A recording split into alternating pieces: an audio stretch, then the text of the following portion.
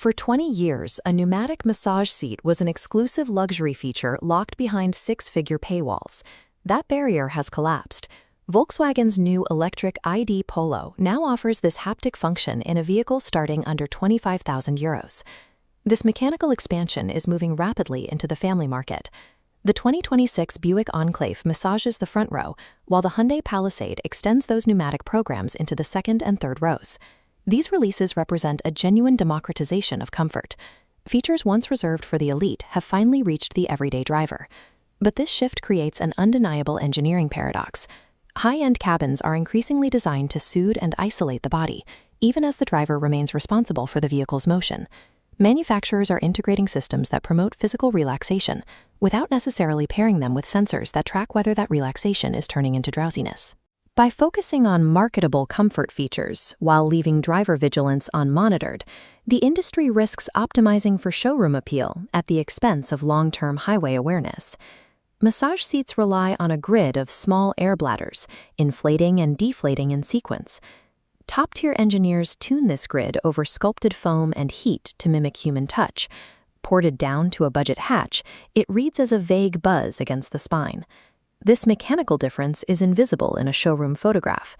While a grille or a screen wins or loses in a studio render, a massage exists only in the body.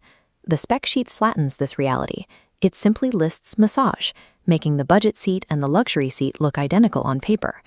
When a feature is judged strictly as a checkbox, manufacturers are incentivized to ship the cheapest possible grid that earns the word, prioritizing a marketing win over physical comfort.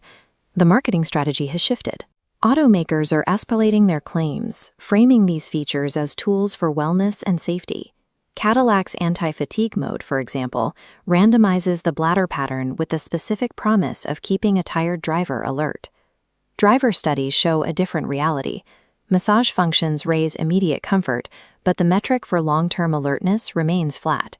As the drive continues, alertness drops into the fatigue zone. No bladder grid is a substitute for stopping the car. The danger lies in a feature that masks the physical symptoms of exhaustion without actually restoring the driver's cognitive sharpness. A feature sold as a way to stay awake that cannot be shown to keep you awake is a liability wearing a wellness badge. The buyer signs after a 90-second showroom sit, far from the 3-hour motorway slog where fatigue actually lives.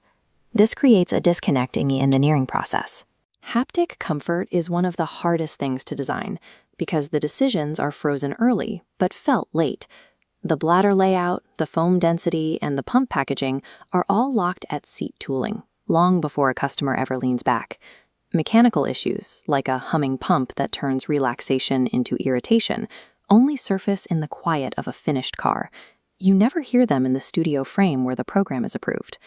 When the design process relies too heavily on visual markers, it risks locking in invisible failures before a single prototype is ever driven. The concept phase exists to protect against these errors. Depix design intelligence allows teams to pressure test haptic decisions before they are permanent. Virtual rendering simulates the third hour and the tired driver before any foam is poured. This technology enables teams to compare a budget build against a halo build directly, verifying that the physiological effect translates to the spine. Automakers must decide early if the word massage is a promise the body will keep or a placebo. Reach that call during the concept phase, and the feature earns its badge. Reach it in the showroom, and the people's car inherits a luxury feature, and the luxuries lie along with it.